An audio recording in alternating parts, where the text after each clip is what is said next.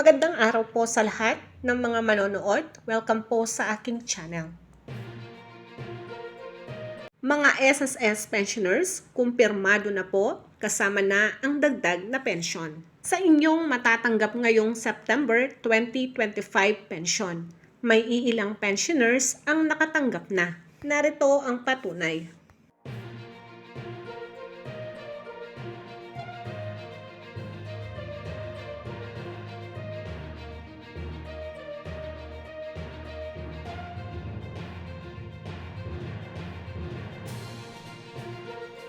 Ngayong araw na ito na ang opisyal na crediting date ng pag-release ng pensyon ng mga first batch pensioners. Sa araw na ito, aasahan din na maibibigay ang inyong dagdag na pensyon.